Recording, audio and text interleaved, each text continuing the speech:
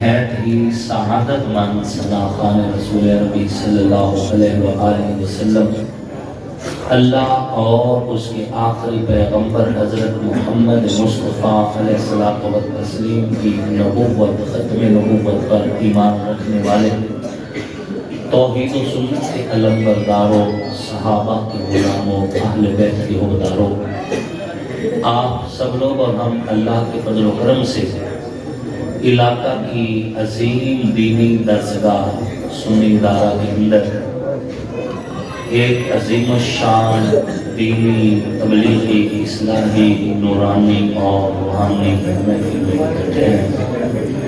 الحمدللہ آپ حضرات نے مجھ سے پہلے خطیب اہل سنت مجاہد اسلام حضرت مولانا قاری ریاض جنگی صاحب رحمۃ اللہ برکاتہ ان کی گفتگو بھی سنی، اور استاد العلماء ولی کامل حضرت مولانا پیر عبدالرحیم صاحب رحمۃ برکاتہ عالیہ نقشبندی، آپ نے ان کی بھی بڑی خوبصورت گفتگو جو ہے سماعت فرمائی ہے۔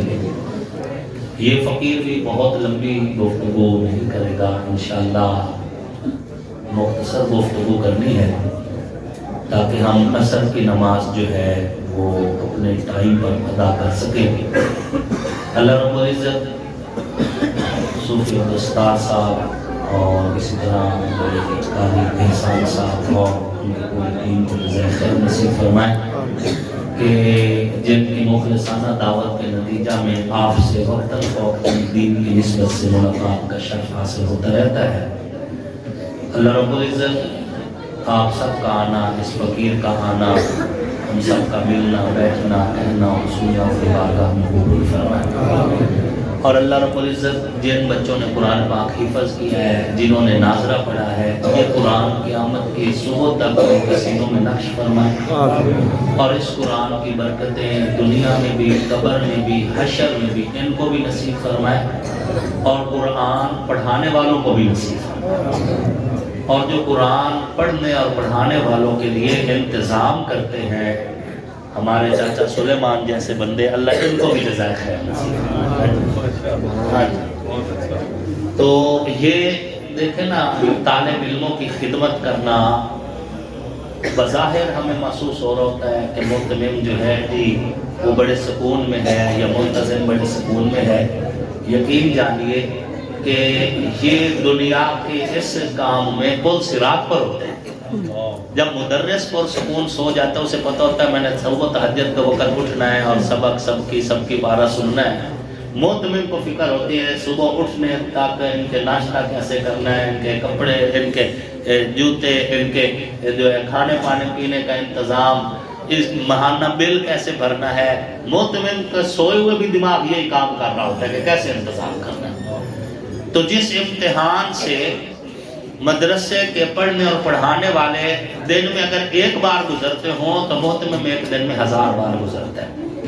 اور اسی کڑھن پر ہمارے استاد محترم مولانا ظفر احمد قاسم صاحب نور اللہ مرقدہ وہ فرمایا کرتے تھے کہ اسی کڑھن پر اجر ملے گا، اس سوچ پر بھی اجر ملے گا کہ کل بچوں نے قرآن پڑھنا ہے اور ان کی ضرورتیں میں نے پوری کرنے کے لیے کہاں جانا ہے، کیسے جانا ہے۔ اسی پر میں فقیر صاحب بھی یقین جانوں، کبھی بھی میں نے نا اللہ کی قسم اپنے آپ کو کبھی بھی کوئی بہت بڑا بندہ شامل میں شمار نہیں کیا۔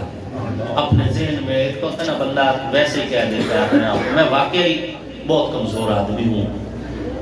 استاد محترم مولانا ظفر احمد قاسم صاحب رحمۃ اللہ علیہ جب ان کی وفات ہوئی نا تو دلی طور پر ایک صدمہ تھا، اور مطلب ہے دل پر ایک بوجھ سا تھا ان کی جدائی کا، چونکہ میرے والد محترم کے بھی استاد تھے۔ میرے والد صاحب نے بھی پورا 8 سال استادی کے پاس ہی پڑھا، مولانا ظفر احمد قاسم صاحب رحمۃ اللہ علیہ۔ جب میری ایف اے کے بعد جو ہے مطلب میری طبیعت بنی کہ میں بھی عالم بنوں، تو میں مولانا محمد اعظم طارق شریف رحمۃ اللہ علیہ کے پاس پہنچا۔ میں نے کہا کہ حضرت جی میں تو عالم بننا چاہتا ہوں۔ بڑے خوش ہوئے، بڑے ان کو توقع نہیں تھی کہ کالج میں گیا ہوا بندہ بھی مولوی بننے کی شوق کر سکتے ہیں۔ بڑے خوش ہوئے، مجھے کہنے لگے میں آپ کو اس استاد کے پاس نہ بھیجوں جس نے آپ کے والد کو بھی پڑھایا ہے؟ میں نے کہا جی بالکل مجھے ادھر بھیجیے۔ حضرت نے مجھے رکا لے کر دیا مولانا ظفر احمد قاسم صاحب رحمۃ اللہ علیہ کے نام کا۔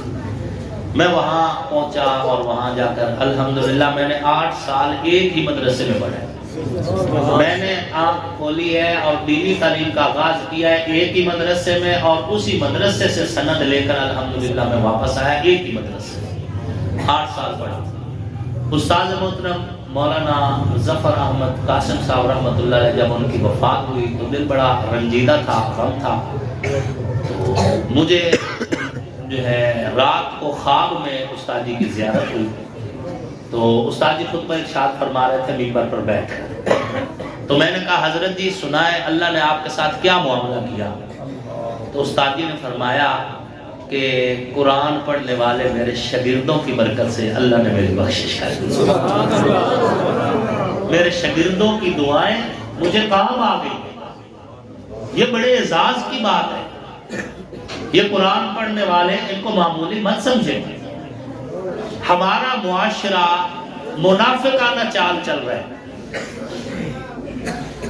کوئی اعتراض کا تھوڑا سا موقع اگر ملے تو فوراً مدرسے پر، مسجد پر اعتراض، منبر پر، محراب پر اعتراض، ٹوپی پر، داڑھی پر، پگڑی پر اعتراض، طالب علم پر، عالم پر، حافظ پر، قاری پر اعتراض کرتا ہے۔ ابھی پچھلے دنوں آپ نے دیکھا ہے کہ وہ ایک خاتون جو ہے اس نے ایک لباس پہنا ہوا تھا، اس کے اوپر عربی کے کچھ لفظ لکھے ہوئے تھے حلوہ۔ اب اس کے اوپر جی مولویوں کی یہ بات، جی مولویوں کی یہ بات، جی مولویوں کی یہ بات، تو بے وقوفو مولویوں نے تو بتایا کہ حلوہ لکھا ہوا ہے، قرآن نہیں لکھا ہوا۔ تمہیں تو پتہ ہی نہیں تھا، لبرلز کو، سیکولرز کو تو پتہ ہی نہیں تھا۔ مولویوں نے جب آ کر پڑھا تو انہوں نے بتایا کہ لباس پر حلوہ لکھا ہوا ہے۔ اور دوسری بات یہ ہے کہ عرب والے تو لباس پہنے اور اوپر عربی خطاطی کروائے، وہاں تو چلتے پھرتے بندے کو پتہ ہے کہ عربی لکھی ہوئی ہے، کیا لکھا ہوا ہے، یہاں والوں کو تو پتہ ہی نہیں بیچاروں کو۔ تو یہاں اس خاتون کو حلوے کا جلوہ دکھانے کی کیا ضرورت تھی؟ اگر وہ حلوے کا جلوہ دکھا رہی ہے یہاں پر تو وہ بھی تو امتحان لے رہی ہے نا معاشرے کا۔ تصویر کا ایک رخ کیوں دیکھتے ہو؟ تصویر کا ایک رخ تو ہے کہ عورت کو ہراساں کیا گیا ہے بغیر تحقیق کے۔ تصویر کا دوسرا رخ بھی تو ہے کہ جن کو غصہ آ رہا تھا ان کو غصہ اس وجہ سے آ رہا تھا کہ کپڑے پر قرآن لکھا ہوا ہے۔ نہیں سمجھے؟ جو غصہ کر رہے تھے تو ذاتیات کی وجہ سے تو نہیں نہ کر رہے تھے، اگر وہ ان کا طریقہ غلط، انداز غلط، لیکن وہ کر تو اس لیے رہے تھے نا کہ میاں لباس کے اوپر عربی جو لکھی ہوئی ہے ان کو کیا پتا بیچاروں کو۔ لیکن اعتراض مولوی پر اعتراض، جی مولوی پر اعتراض، جی مولویوں نے یہ کر دیا، جی مولویوں نے تو تمہیں پڑھ کر بتایا کہ یہ قرآن نہیں لکھا ہوا، تمہیں تو عربی آتی ہی نہیں، تمہیں تو عربی سے واقفیت ہی نہیں۔ بے شک مولویوں نے تمہیں بتایا ہے کہ یہ عربی کے اندر اس کے اوپر جو ہے یہ خطاطی کی ہوئی ہے۔ اچھا سیم یہ دن چل رہے ہیں، سیم ڈیز میں وہ ایک عورت کو ہراساں کیا گیا ہے تو لنڈے کے لبرلز ہال گھاڑ ڈالے ہوئے ہیں جی عورت کا حق، عورت کا حق۔ انہی دنوں میں اسمبلی کے اندر ایک خاتون نے اپنی مخالف پارٹی کو چڑھایا ہے، باقی جتنے یہ لنڈے کے لبرلز کھڑے تھے انہوں نے اس کے اوپر مطلب پینسلیں پھینکی ہے، اس کے اوپر لوٹے پھینکے ہیں، مختلف کر کے اس عورت کو ہراساں کیا ہے، وہاں پہ ہر کوئی خاموش ہے۔ مولوی پہ چڑھ دوڑے ہیں جہاں مولوی موقع پہ موجود ہی نہیں، اور جہاں یہ لبرل سیکولر طبقہ موجود ہے اور یہ عورت کو ہراساں کر رہے ہیں وہاں پہ کوئی بات ہی نہیں کر رہا۔ یہ معاشرے میں منافقت ہے۔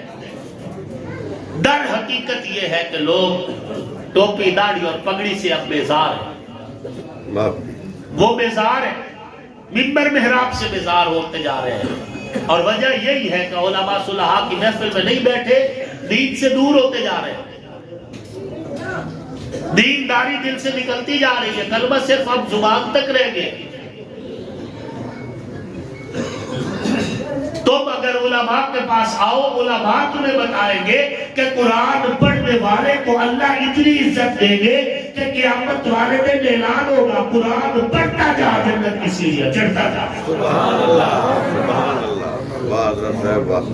کوئی آئے تو صحیح علماء کے پاس، وہ تمہیں بتائیں کہ ایک طالب علم مہمان رسول ہوتا ہے، ہمارے اکابر نے جب اللہ سے کوئی بات منوانا ہوتی تھی تو وہ طالب علموں کی محفل میں بیٹھ کے اللہ سے دعا منگوایا کرتے تھے.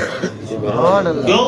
کیونکہ نبی علیہ السلام کے مہمانوں کی دعا اللہ رد نہیں کرتے نسبت رسول کی وجہ سے. آپ کا بچہ اگر قرآن پڑھ رہا ہے تو آپ کو مبارک ہو.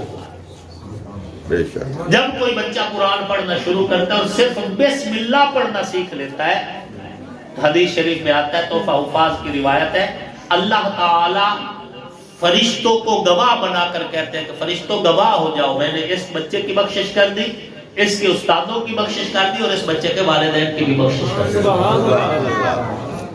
ان کی بھی بخشش کر دی. کون سمجھائے؟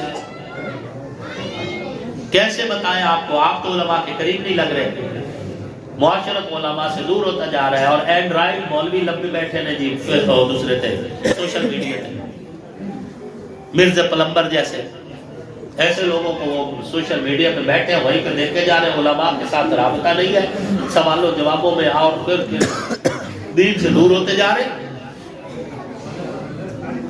دین مسجد سے، منبر سے، محراب سے ملے گا، درسگاہ سے ملے گا، عالم دین سے ملے گا، یہ بات یاد رکھنا.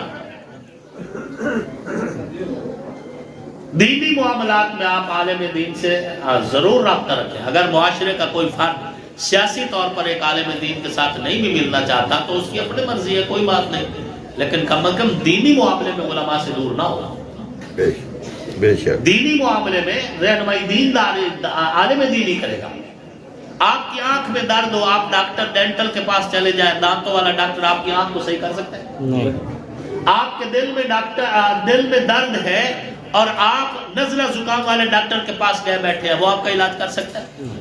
تو جو دین کا معاملہ ہے اس میں فیصلہ ہمیشہ دین، عالم دین ہی آپ کو بتائے گا. اللہ کا شکر ادا کر. اب مجھے بڑی خوشی ہوئی مجھے یہاں پر قاری احسان صاحب جب بتا رہے تھے کہ ہمارا مدرسے کے ساتھ ساتھ سکول کا سسٹم بھی ہے. یہ سکول کا سسٹم جو ہے یہ اس وجہ سے ساتھ ساتھ ضروری ہے کہ سکول کے لالچ میں لوگ قرآن پڑھیں گے، سکول کے لالچ میں آئیں گے قرآن پڑھیں گے، اور پھر جو ہے دنیا کی تعلیم بھی ضروری ہے، لیکن دنیا اور دین کی تعلیم میں تھوڑا سا فرق ہے. تھوڑے سے مراد یہ ہے سمجھانے کے لیے، ویسے تو زمین آسمان کا فرق ہے، اس سے بھی زیادہ ہے کہ جب کوئی بچہ قرآن پڑھنے جاتا ہے مسجد میں تو وہ سپارہ سینے سے لگا کے جاتا ہے، اور جب کوئی سکول جا رہا ہوتا ہے تو وہ کتابیں پوسٹ پر لے کر جاتا ہے. اللہ دنیا میں ہی سمجھا رہے ہیں کہ یہ جو سینے سے لگا ہوا ہے یہی آگے کام آنا ہے. بے شک، کیا بات ہے. جو پیچھے ہے یہ یہاں تک ہے، پیچھے رہ جائے گا. بے شک. H2O پانی کا فارمولا ادھر رہ جائے گا، یہ ان کے بخشش میں کام نہیں آئے گا. آپ کی زندگی کی ضرورت تو پوری کرے گا، لیکن آخرت میں کام کیا آنا ہے؟ الف لام میم ذالک الکتاب لا ریب فیہ. باقی دنیا کے علم سے اللہ نے منع نہیں کیا.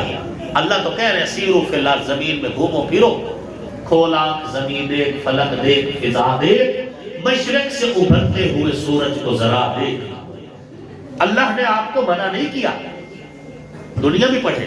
اور اچھی بات ہے اگر یہاں پر عصری علوم ساتھ شروع کیے گئے ہیں، یہ بہت اچھی بات ہے، ضرورت ہے وقت کی، لیکن اصل ترجیح وہ صرف قرآن اور سنت ہے. بڑی حیرت کی بات ہوتی ہے جب لوگ پوچھتے ہیں اور پھر کہتے ہیں جی ساتھ جی